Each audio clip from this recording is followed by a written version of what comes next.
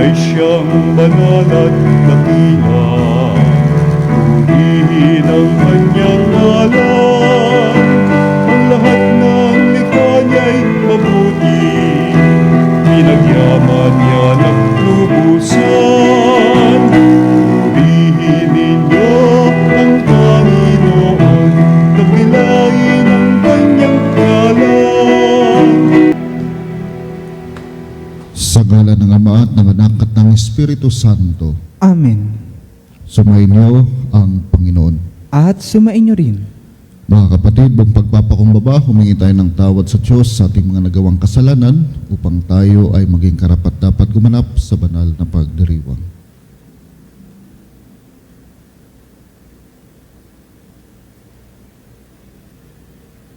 Inaamin ko Sa makapangyarihang Diyos at sa inyo mga kapatid, na lubha akong nagkasala sa isip, sa salita at sa gawa, at sa aking pagkukulang, kaya isinasamo ko sa mahal na Birheng Maria, sa lahat ng mga anghel at mga banal, at sa inyo mga kapatid, na ako'y panalangin sa Panginoong ating Diyos.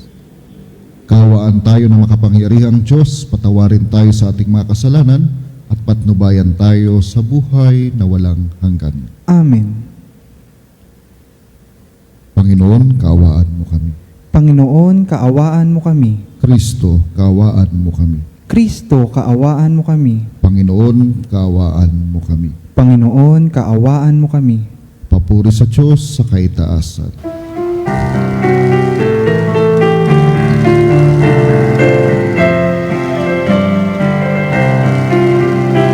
Luwalhati sa Diyos sa kaitaasan, kaloob sa lupa ay kapayapaan. Pinupuri ka't ipinagdarangal, sinasamba ka dahil sa dakila mong kalwalhatian. Panginoon naming Diyos, Hari ng langit, Amang makapangyarihan, Panginoong Jesucristo, bugtong na anak ng Diyos, Kordero ng Ama.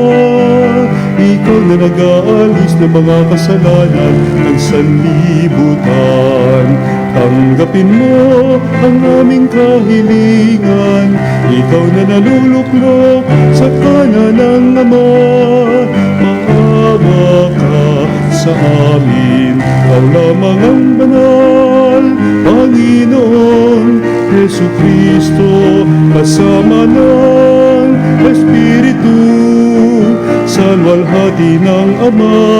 Amen, Amen, Amen, Amen.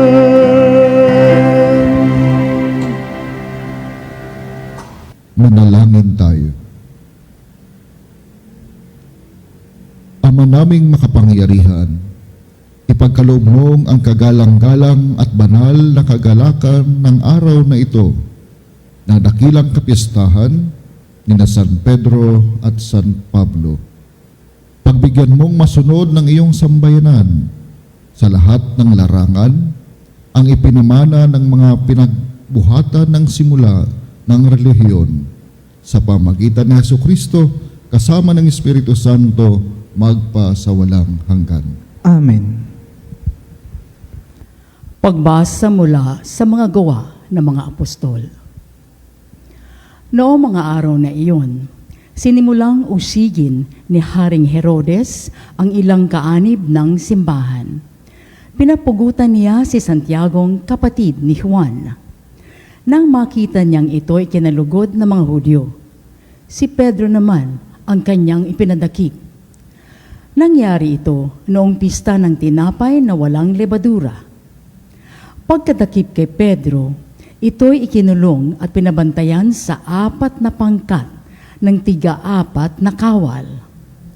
Ang balak ni Herodes ay iharap siya sa bayan pagkatapos ng pista, kaya't nanatiling nakabilanggo si Pedro.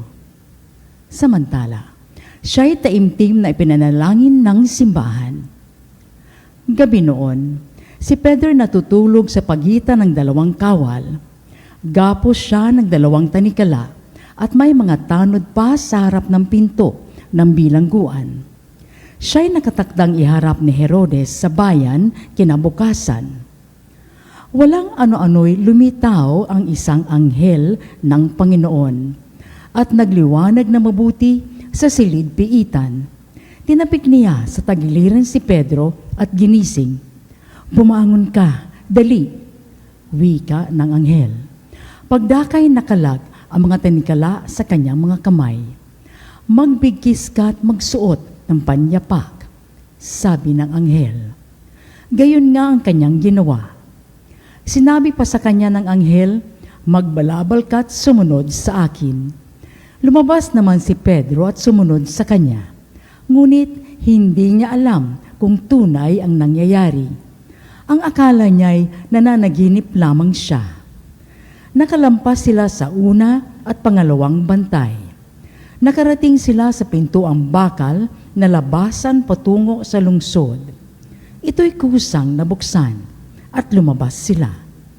Pagkaraan nila sa isang kalye, biglang nawala ang anghel. Naliwanagan ni Pedro ang nangyari, kaya't sinabi niya, "Ngayon ko natiyak na totoo palang lahat.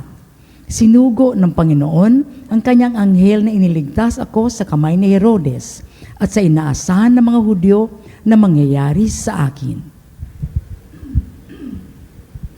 Ang salita ng Diyos. Salamat sa Diyos.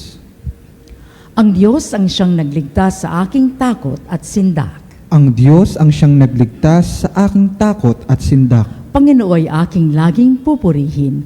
Sa pasasalamat di ako titigil. Aking pupurihin kanyang mga gawa. Kayong naapi, makinig, matuwa. Ang Diyos ang siyang nagligtas sa aking takot at sindak. Ang pagkadakila niya iihayag at ang ngalan niya ay purihin ng lahat. Ang aking dalangin dininig ng Diyos na wala sa akin ang lahat kong takot. Ang Diyos ang siyang nagligtas sa aking takot at sindak. Nagalak ang aping umasa sa Kanya, pagkat di nabigo ang pag-asa nila.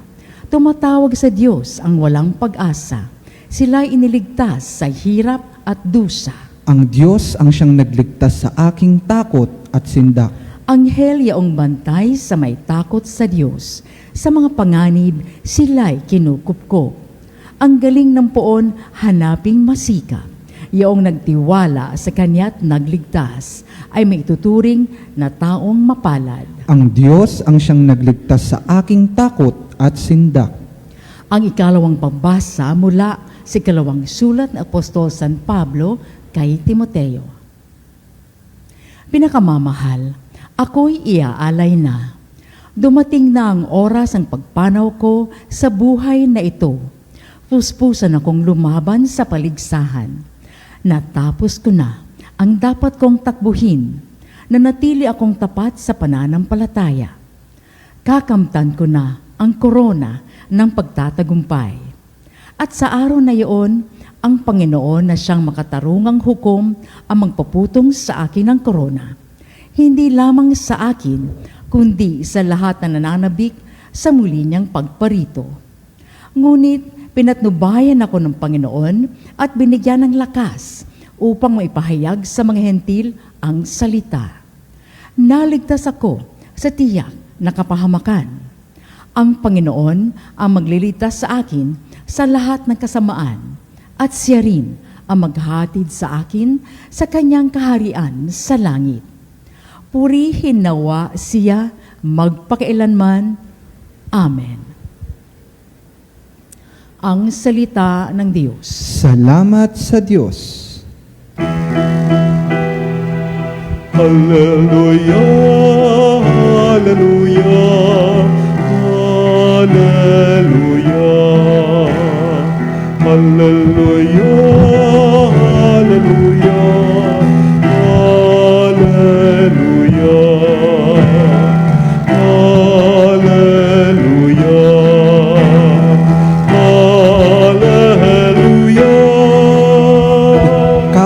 Pedro ang saligan ng aking simbahang banal na daig ang kamatayan. Sumainyo ang Panginoon. At sumainyo rin. Ang pagbasa sa mabuting balita ng Panginoon ayon kay San Mateo. Papuri sa iyo, Panginoon. Noong panahong iyon, dumating si Jesus sa lupain ng Cesarea ng Pilipos. Tinanong niya ang kanyang mga alagad, sino raw ang anak ng tao ayon sa mga tao? At sumagot sila, ang sabi po ng ilan ay si Juan Bautista kayo. Sabi naman ng iba, si Elias kayo. At may nagsasabi pang si Jeremias kayo o isa sa mga propeta. Kayo naman, ano ang sabi ninyo?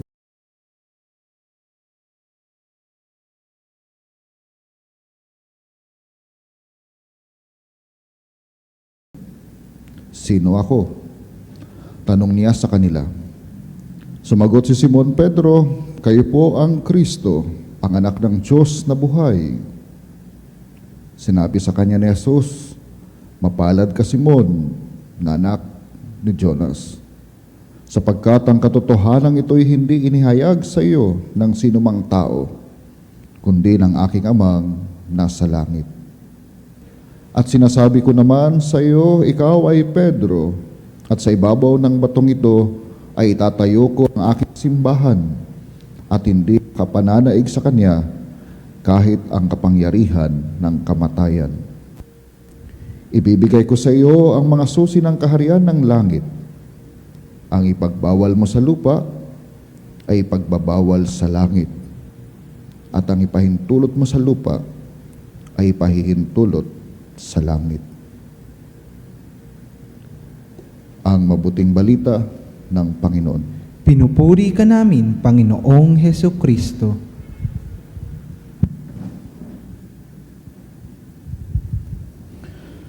Isang mapagpalang umaga po sa inyong lahat, mga kapanalig. Good morning. Tayo po ngayon ay ipinagdiriwang natin ang dakilang kapistahan ni na San Pedro at San Pablo. Dalawang haligi ng simbahan. Dalawang magkaiba ang naging karanasan. Dalawang taong magkaiba ang paninindigan. Subalit ang pagkakaiba ay naging pagkakaisa. Ang pananampalataya at pamumuno ni San Pedro at ang walang takot na pagpapahayag ni San Pablo ng mabuting balita. Sa ating ebanghelyo, ipinahayag ni San Pedro ang kanyang pananalig at patunay na si Jesus ay siyang anak ng Diyos. Na si Jesus ang katuparan ng pangako ng Diyos Ama. Na si Jesus ang daan, ang katotohanan, at ang buhay. At sa ating ebanghelyo, si Jesus ay nagtanong sa kanyang mga alagad, sino raw ako? Ayon sa mga tao. At maraming tugon ang mga tao. Subalit, muli siyang nagtanong sa kanyang mga alagad, sino ako? Tanong na hindi lang kailangan ng tugon kung ano yung nalalaman, kung hindi kailangan ng tugon na ayon sa karanasan at sa malalim na relasyon. At marahil ito rin po yung tanong sa atin ngayon ng ating Panginoong Hesus. Sino nga ba si Jesus sa buhay natin ngayon? Sa gitna ng maraming pagsubok, sa gitna ng maraming hirap, sino nga ba si Jesus sa ating personal na karanasan? Sino nga ba si Jesus diyan sa ating mga relasyon. At katulad ni Pedro, siya buong paninindigan. Ikaw ang Mesiyas, ang anak ng Diyos na buhay. At ang pananampalatayang ipinahayag ni Pedro, ito rin ang naging pundasyon ng ating pananampalataya. At ang tugon ni Jesus, ikaw ay Pedro, at sa ibabaw ng batong ito ay itatayo ko ang aking simbahan. Ibibigay ko ang susi ng kaharian na sumisimbolo ng responsibilidad na gabayan ang bayan ng Diyos. Ang responsibilidad na hindi lamang po ipinagkatiwala kay Pedro, kung hindi ipinagkatiwala sa bawat isa sa atin. Kaya nga po mga kapanalig, sa ating panahon ngayon, napakaraming tinig sa ating pamayanan, sa ating lipunan. Mga tinig ng maling impormasyon sa social media o sa kapitbahayan, mga makamundong pananaw, kawalan ng pananampalataya sa Diyos. Tulad ni San Pedro, nahayagang nagpahayag ng kanyang pananampalataya sa gitna ng pag-aalinlangan ng nakakarami.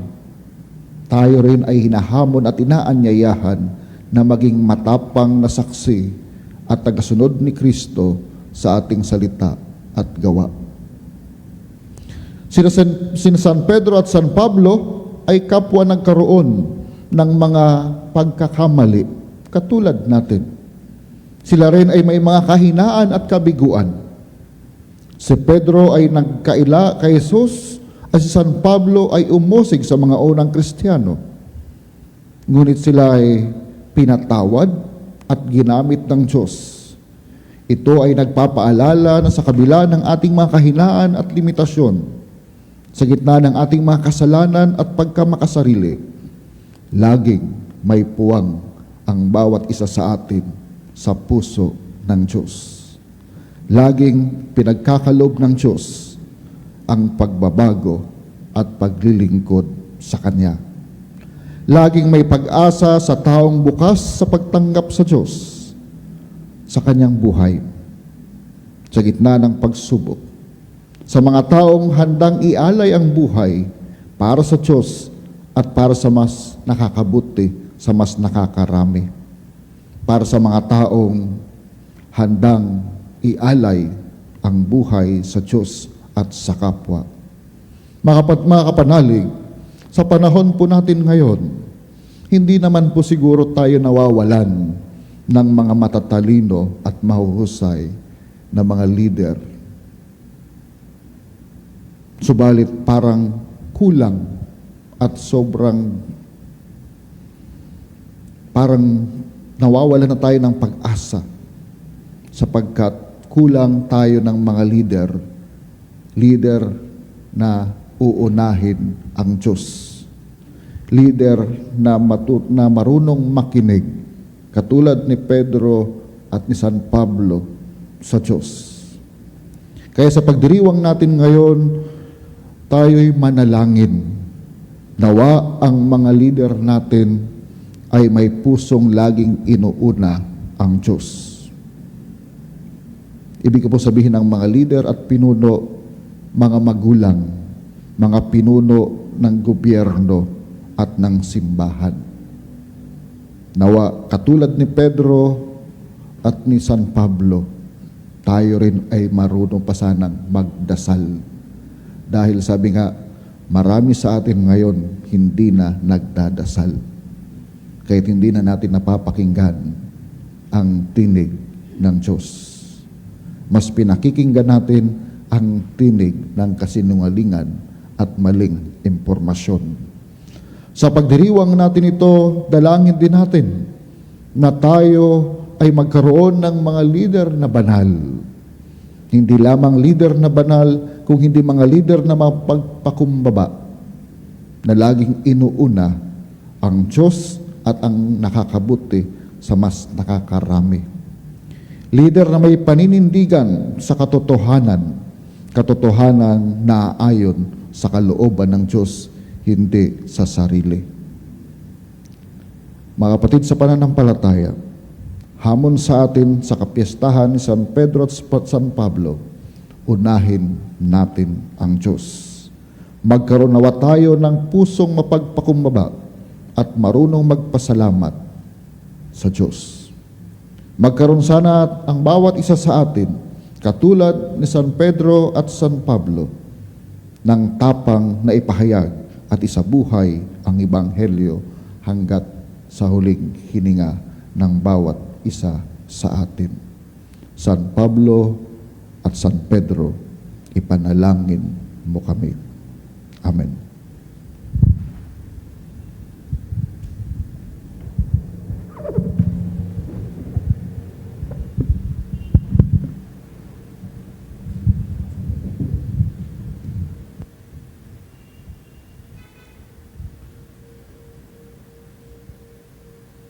Ipahayag po natin ngayon ang ating pananampalataya.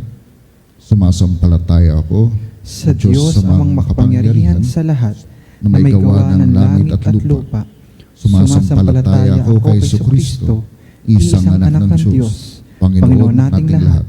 Nagkatawang tao siya, lalang ng Espiritu Santo, ipinanganak ni Santa Maria ang Berhen, pinagpakasakit ni Poncio Pilato, ipinako sa krus, namatay, inilibing, nanawag sa kinaroonan ng mga yumao, nang may ikatlong araw na buhay na muli, umakyat sa langit, naluluklok sa kanan ng Diyos sa mga makapangyarihan sa lahat. Nagbubulat paririto at hukom sa nangabuhay at nangamatay na tao. Sumasampalataya naman ako sa Diyos Espiritu Santo, sa banal na simbahang katolika, sa kasamahan ng mga banal, sa kapatawaran ng mga kasalanan, sa pagkabuhay na muli ng nangamatay na tao, at sa buhay na walang hanggan. Amen. Ilapit natin ang ating mga kahilingan sa Ama ng may pananampalatayang katulad kina San Pedro at San Pablo, ng pananampalatayang katulad ng mga mangingisda kung kanino itinatag ang simbahan, at ng pananampalataya ng guro ng napakaraming bansa. Sa bawat panalangin ang ating itutugon, Panginoon, dinggin mo ang aming panalangin. Panginoon, dinggin mo ang aming panalangin. Ang Santo Papa Leon, ang kahalili ni San Pedro, naway hawakan ng mga susi ng kaharian ng may karunungan at pag-ibig. Manalangin tayo sa Panginoon. Panginoon, dinggin mo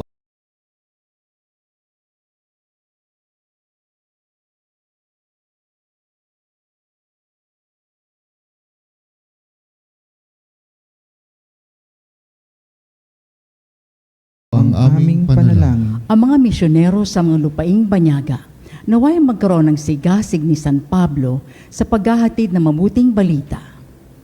Manalangin tayo sa Panginoon. Panginoon, dinggin mo ang aming panalangin. Ang ating pananampalataya, naway mahalin natin at maging handang magbahagi nito sa iba. Manalangin tayo sa Panginoon.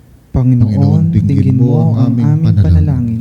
Ang mga nagdurusa dahil sa kanilang pananampalataya, naway makatagpo ng lakas sa dugong ibinuhos ng mga apostol. Manalangin tayo sa Panginoon. Panginoon, dinggin mo ang aming panalangin. Ang mga namayapang tapat sa Panginoon, naway gawing karapat-dapat sa korona ng kabanalan. Manalangin tayo sa Panginoon. Panginoon, dinggin mo ang aming panalangin. Sa ilang sandali ng katahimikan, itaas natin ang kahilingan ng mga Eucharistic Advocates. Manalangin tayo sa Panginoon. Panginoon, dinggin mo ang aming panalangin. Mapaglang Diyos at Ama, dinggin mo ang aming bayang ito. Nagtutupon ayon sa pananampalataya ng mga apostol. Nagtutupon na lang sa pamagitan, hinihiling namin ito sa pamagitan ni Kristo na aming Panginoon. Amen. Ang ibig mo, ang awit ko, lahat ng ito'y nagmula sa iyo. Muling ihahandog sa'yo, buong puso kong inaalay sa'yo. O Diyos, o Panginoon, lahat ay biyayang aming inampon aming buhay at kakayahan. Ito'y para lamang sa iyong kalwalhatian. Ito'y para lamang sa iyong kalwalhatian. Manalangin ka mga kapatid upang ang paghahain natin ay kalugdan ng Diyos Amang makapangyarihan. Tanggapin nawa ng Panginoon into paghahain sa inyong mga kamay, sa kapurihan niya at karangalan sa ating kapakinabangan at sa buong sambayanan niyang banal. Ama naming lumikha, ang mga alay na aming inihahandog para sambahin ang ngalan mo ay patnubayan nawa ng panalangin ng mga apostol na makaharap din nawa sa amin bilang mga nakatalaga sa iyo para sa ipagdiwang ang paghahaing ito sa pamagitan ni Jesucristo kasama ng Espiritu Santo magpasawalang hanggan. Amen. Sumainyo ang Panginoon. At sumainyo rin, Itaas sa Diyos ang inyong puso at diwa. itinaas na namin sa Panginoon. Pasalamatan natin ang Panginoong ating Diyos. Marapat na siya'y pasalamatan. Ama naming makapangyarihan, tunay ngang marapat na ikaw ay aming pasalamatan.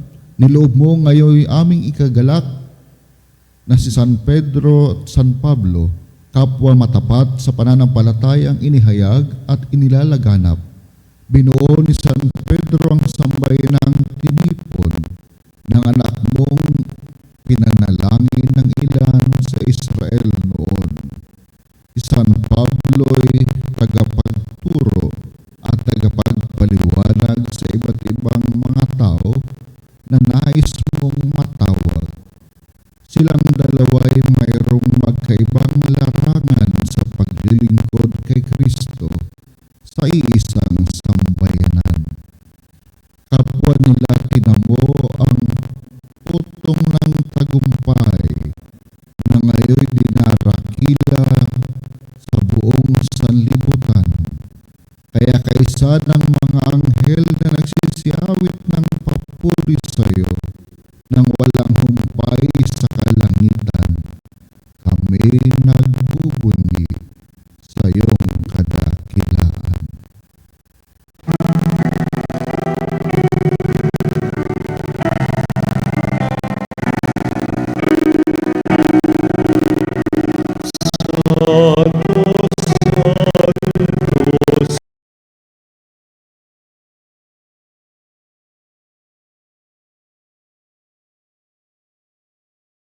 Sahan ko, Panginoong Diyos ng mga hukbo, napupuno ang langit at lupa ng kadakilaan mo.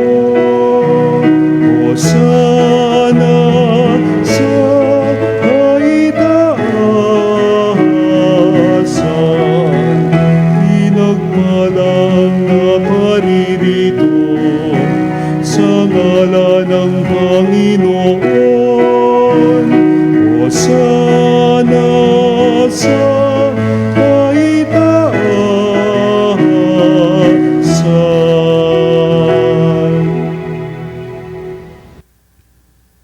Ama naming banal, ikaw ang bukal ng tanang kabanalan. Kaya't sa pamagitan ng iyong Espiritu, gawin mong banal ang mga kaloob na ito upang para sa amin maging katawan at dugo ng aming Panginoong Hesukristo. Bago niya pinagtiis ang kusang loob na maging handog, hinawakan niya ang tinapay. Pinasalamatan kaniya. Pinaghati-hati niya yun, iniabot sa kanyang mga alagad at sinabi, "Tanggapin ninyong lahat ito at kanin. Ito ang aking katawan na ihahandog para sa inyo."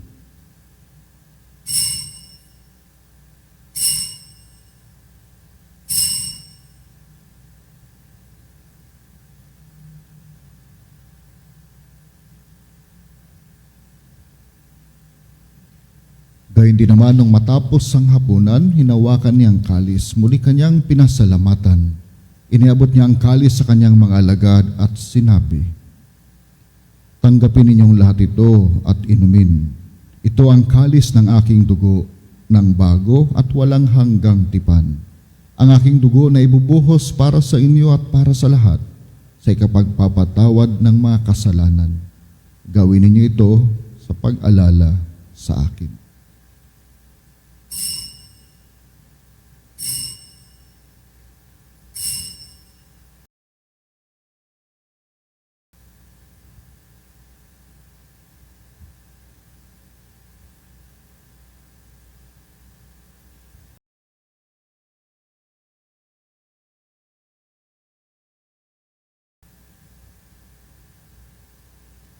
Ipagbunyi natin ang misteryo ng pananampalataya. Sa krus mo at pagkabuhay, kami natubos mong tunay.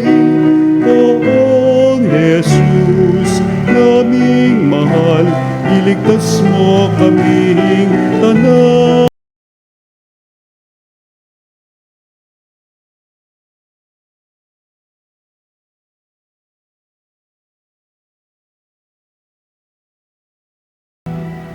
Ama, ginagawa namin ngayon ang pag-alala sa pagkamatay at muling pagkabuhay ng iyong anak, kaya't inialay namin sa iyo ang tinapay na nagbibigay buhay at ang kalis na nagkakaloob ng kaligtasan.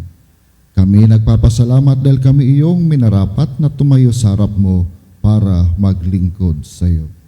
Isinasamo namin kaming magsasalo-salo sa katawan at dugo ni Kristo ay mabuklod sa pagkakaisa sa pamagitan ng Espiritu Santo. Ama, lingapin mo ang iyong simbahang laganap sa buong daigdig.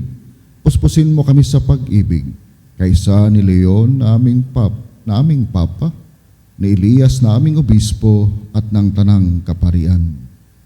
Alalahanin mo rin ang mga kapatid naming nahimlay nang may pag-asang sila'y muling mabubuhay, gayon din ang lahat ng mga pumanaw. Kaawaan mo sila at patuloyin sa iyong kaliwanagan. Kaawaan mo at paging dapating kaming lahat na makasalo sa iyong buhay na walang wakas. Kaysa ng mahal na Birheng Maria na ina ng Diyos, kaysa ni San Jose na kanyang kabiyak ng puso, kaysa ng mga apostol at ng lahat ng mga banal na namuhay dito sa daigdig ng kalugod-lugod sa iyo. May pagdiwang nawa namin ang pagpupuri sa kararangal mo sa pamagitan ng iyong anak na aming Panginoong Hesukristo. Sa pamagitan ni Kristo kasama niya at sa Kanya, ang lahat ng parangal at papuri ay sa iyo, Diyos samang makapangyarihan, kasama ng Espiritu Santo, magpa sa walang hanggan. Amen.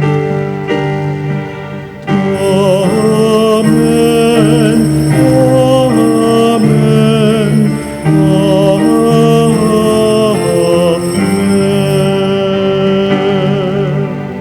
Sa tagubilin ng mga nakagagaling na utos sa turo ni Jesus na Panginoon natin at Diyos, ipahayag natin ng lakas loob. Ama namin, sumasalangit ka, sambahin ang ngalan mo,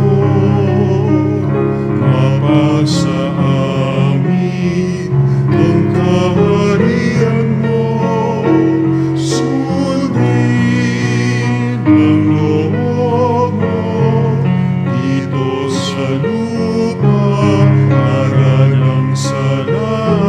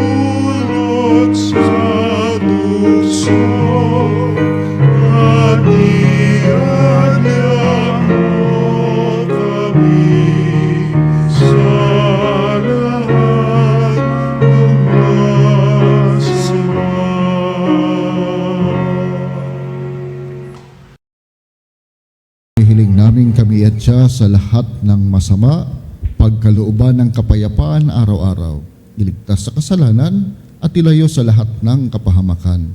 Samantalang aming pinananabikan ang dakilang araw ng pagpapahayag ng tagapagligtas naming sa Jesucristo. Sapagkat iyo ang kaharian at ang kapangyarihan at ang kapurihan magpakailanman. Amen. Panginoong Jesucristo, sinabi mo sa iyong mga apostol, kapayapaan ang iniiwan ko sa inyo. Ang aking kapayapaan ang ibinibigay ko sa inyo. Tunghayan mo ang aming pananampalataya at huwag ang aming paulit-ulit na pagkakasala.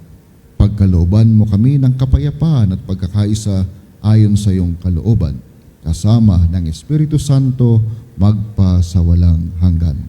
Amen. Ang kapayapaan ng Panginoon ay laging sumainyo. At sumainyo rin. Magbigayan po tayo ng kapayapaan sa isa't isa. Kapayapaan.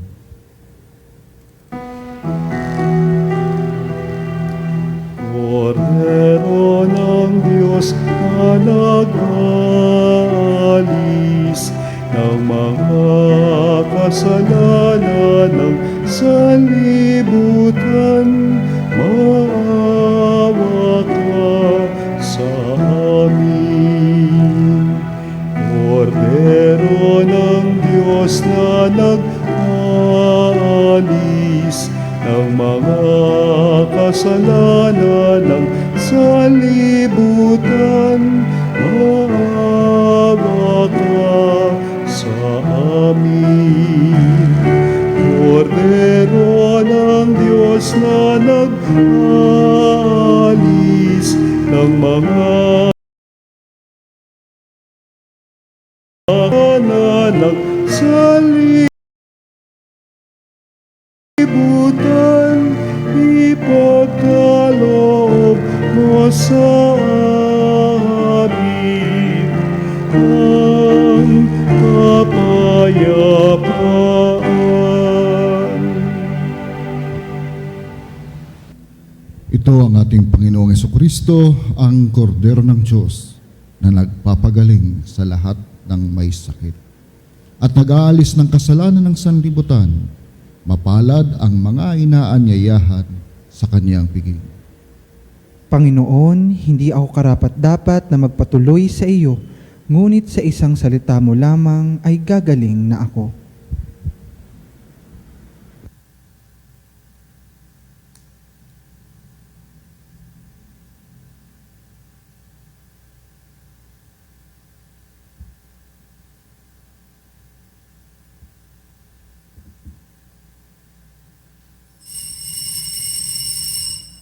Mga kapanalig, ating dasalin ang komunyong espiritual.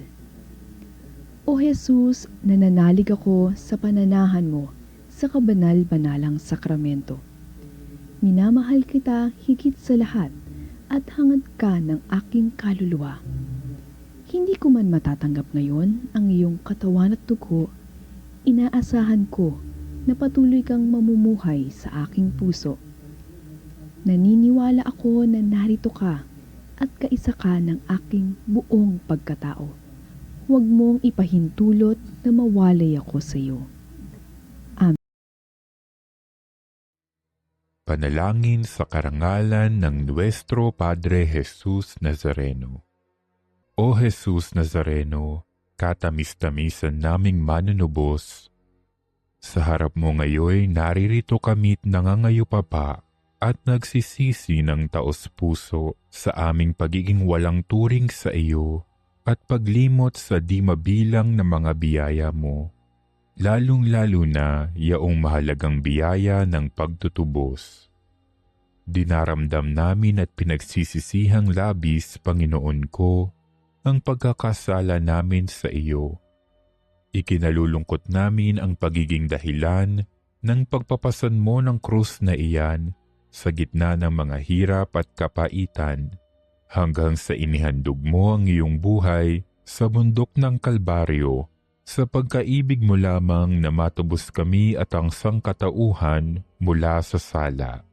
Pakabanalin mo, O Panginoon, ang aming pagnanais at ipagtanggap mo sa amin ang iyong biyaya. Maging tagapamagitan nawa ang iyong ina, ang kalinis-linisang Birheng Maria.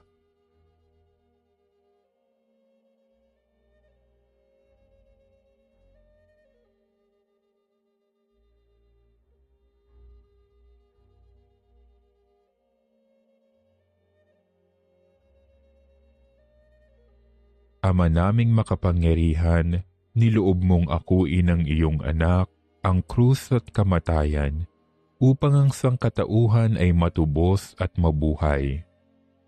Ang pag-ako namin sa krus at kamatayan dito sa lupa, ayon sa diwa ng pagsunod sa iyong loob, na ginanap ng iyong anak, ay magpagindapat nawa naming kamtin ang lubos na katubusan at pagkabuhay sa iyong piling, sa pamamagitan ni Hesukristo, kasama ng Espiritu Santo, magpasawalang hanggan.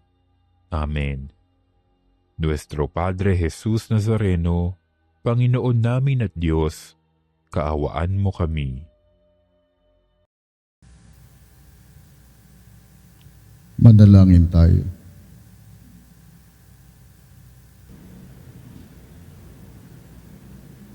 Ama naming mapagmahal, kaming pinapagsalo mo sa banal na pakikinabang, ay makapamuhay nawa bilang iyong sambayanang nananatili sa itinuro ng mga apostol.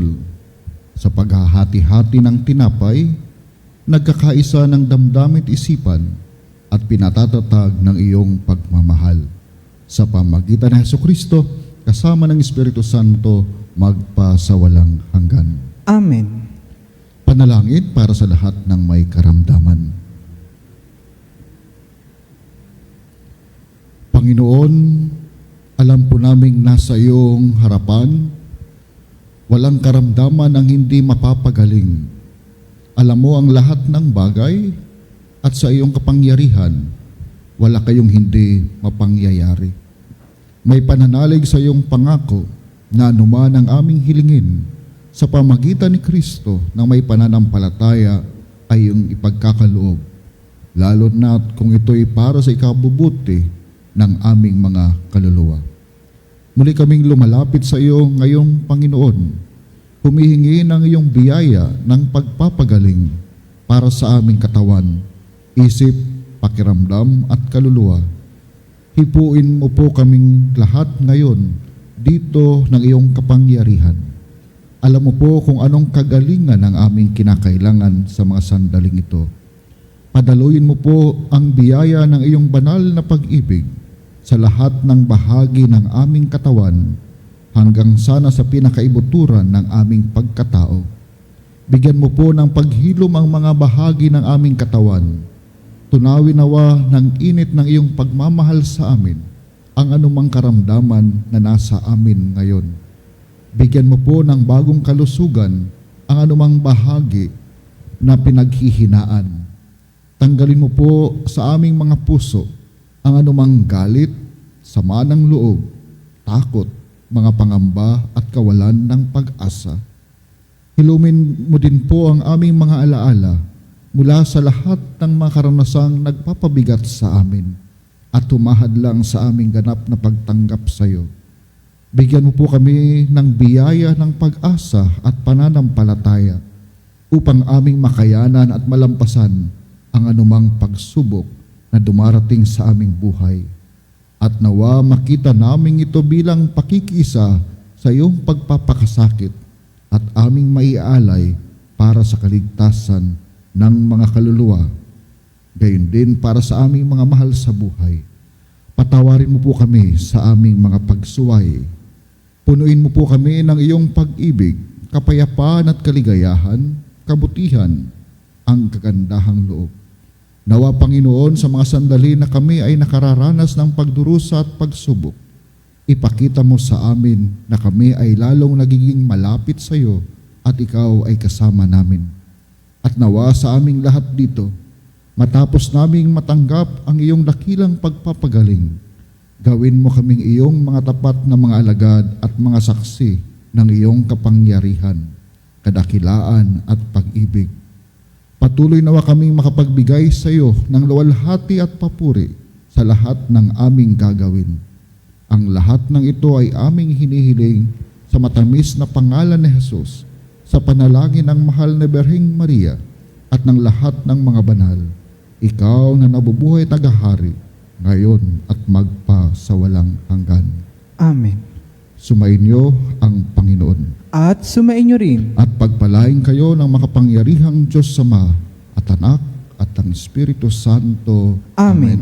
Naialay ng banal na misa, humayo kayo sa pag-ibig at kapayapaan ni Kristo.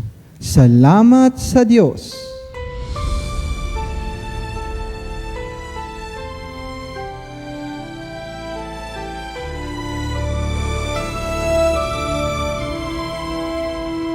Nuestro Padre Jesús Nazareno, sinasamba ka namin, pinipintuho ka namin, aral mo ang aming buhay at kaligtasan. Nuestro Padre Jesus Nazareno, iligtas mo kami sa kasalanan. Ang krus mong pinamatayan ay sagisag ng aming kaligtasan. Nuestro Padre Jesus Nazareno,